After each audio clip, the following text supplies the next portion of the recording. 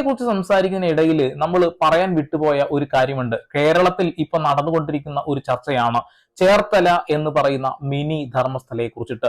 Sebastian എന്ന് പറയുന്ന ഒരു മധ്യവയസ്കൻ 3 മധ്യവയസ്കരായിട്ടുള്ള സ്ത്രീകളെ വിവാഹ വാഗ്ദാനം നൽകിയും പറമ്പ് കച്ചവടം നടത്താം എന്നൊക്കെ പേരും പറഞ്ഞ് അവരോടടുത്ത് അവരുടെ പണവും സ്വർണവും സ്വത്തുമെല്ലാം അപഹരിച്ചതിന് ശേഷം സ്വന്തം വീട്ടിൽ കൊണ്ടുവന്ന് കൊന്ന് കഷ്ണങ്ങളാക്കി വീടിന്റെ പല ഭാഗങ്ങളിലായിട്ട് കുഴിച്ചു മൂടി.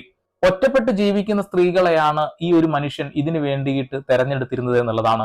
ഓരോ ആളുകളുടെയും അടുത്ത് പരിചയപ്പെടാൻ എത്തുന്ന രീതികളിലും വ്യത്യാസം ഉണ്ടായിരുന്നു. 2002 ആദ്യത്തെ കേസ് വരുന്നത്. ബിന്ദു പത്മനാഭൻ എന്ന ഒരു സ്ത്രീയെ പരിചയപ്പെടുന്നത് ഒരു പറമ്പ് കച്ചവടവുമായി ബന്ധപ്പെട്ടുകൊണ്ടാണ്. അവരുമായിട്ട് കൂടുതൽ അടുക്കുന്നു, വിവാഹ വാഗ്ദാനവും മറ്റു കാര്യങ്ങളൊക്കെ നൽകുന്നുണ്ട് എന്നുള്ളതാണ്. അങ്ങനെ പതുക്കെ അവരോട് അടുത്തതിന് ശേഷം അവർക്ക് ഒരു ഭൂമി കൊച്ചിയിൽ വെച്ച് കച്ചവടം നടത്തി കൊടുക്കുന്നു.